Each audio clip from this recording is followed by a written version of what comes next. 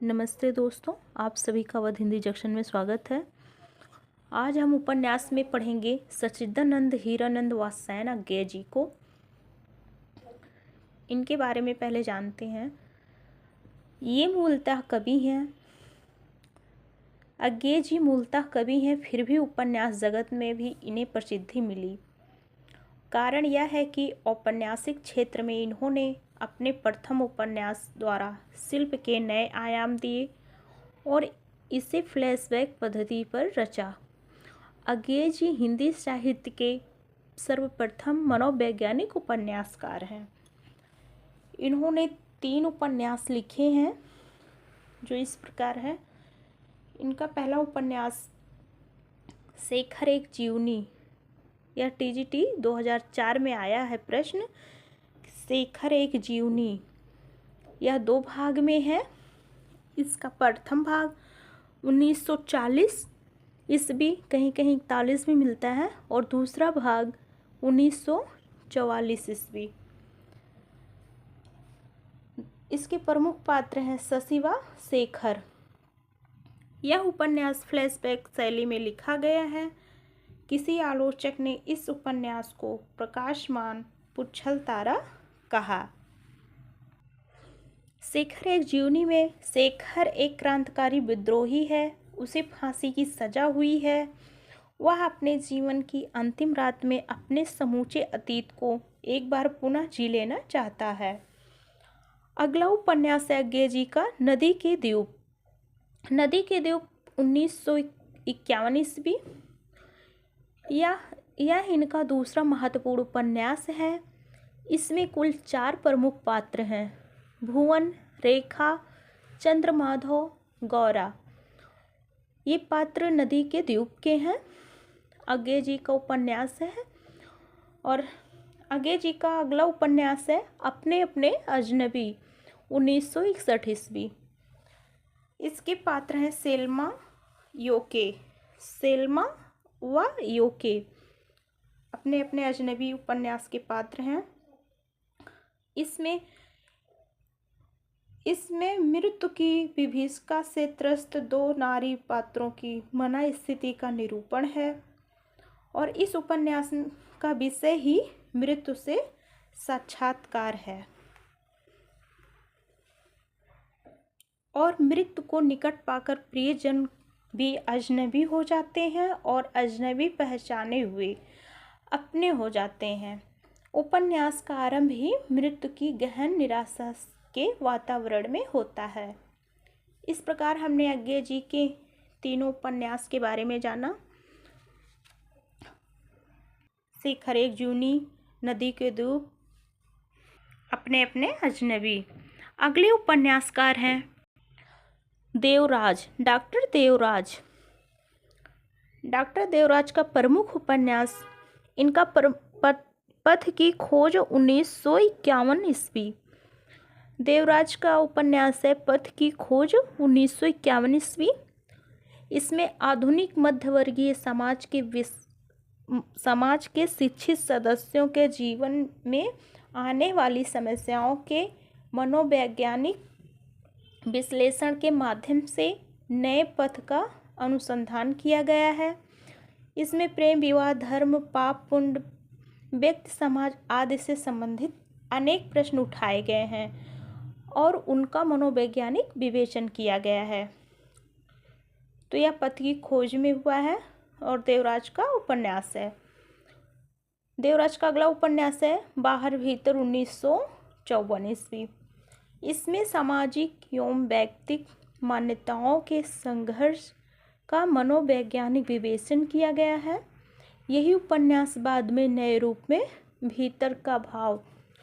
और अगला उपन्यास है रोड़े और पत्थर। इसके पात्र हैं हरीश कम्यो। और अजय की डायरी देवराज का है, 1960 ईस्वी। यह इनका सर्वाधिक प्रसिद्ध उपन्यास है अजय की डायरी। प्रमुख पात्र है अजय व शीला।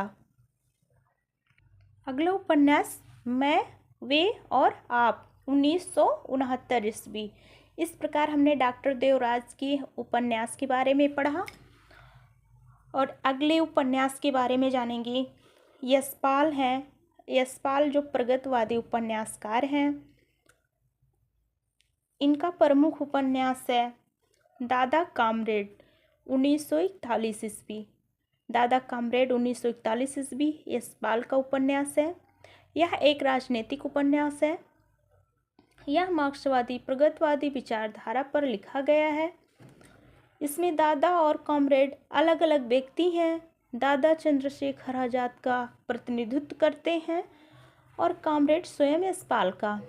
दादा अपने आतंकवाद के प्रति अडिग हैं, किंतु कॉमरेड मार्क्सवादी विचारधारा के अनुसार मजदूरों का संगठन और पूंजीवादियों का विरोध करता है। यशपाल का अगला उपन्यास है देशद्रोही 1943 ईस्वी और यह 1942 ईस्वी में कांग्रेस द्वारा अंग्रेजी साम्राज्यवाद के विरुद्ध छोड़े गए भारत छोड़ो आंदोलन से है। यशपाल का अगला उपन्यास है दिव्या 1954 ईस्वी और अगला उपन्यास पार्टी कामरेड 1946 से 47 ईस्वी। 1947 डॉक्टर बच्चन सिंह मानते हैं। और मनुष्य के रूप 1949 ईस्वी। इसमें व्यवस्था और अर्थ मनुष्य को अमनुष्य बनाने में इतनी घिनौनी भूमिका अदा करते हैं, इसका अच्छा खासा चित्रण है। यशपाल का अगला उपन्यास अमिता 1956 ईस्वी और झूठा सच यह 2 भाग में है। इसका प्रथम भाग 1958 ईस्वी यह वतन और देश नाम से प्रसिद्ध हुआ और दूसरा भाग 1960 ईस्वी देश का भविष्य। झूठा सच यह उपन्यास भी है और ये झूठा सच सियाराम शरण गुप्त का भी है। झूठा सच उपन्यास 2 भागों में वतन और देश का भविष्य में प्रकाशित हुआ। इसमें 1942 ईस्वी से लेकर 1952 ईस्वी तक के भारत के राजनीतिक सामाजिक जीवन का यथार्थवादी चित्रण किया गया है। इसमें विभाजन के पूर्व के पंजाब की स्थिति, वहाँ जन समाज का मानसिक गठन, निम्न मध्यवर्गीय जीवन की अव्यवस्था, सांप्रदायिकता, संकीर्णता और तनाव, देश का विभाजन का इसमें यथार्थ रूप से चित्रण हुआ है।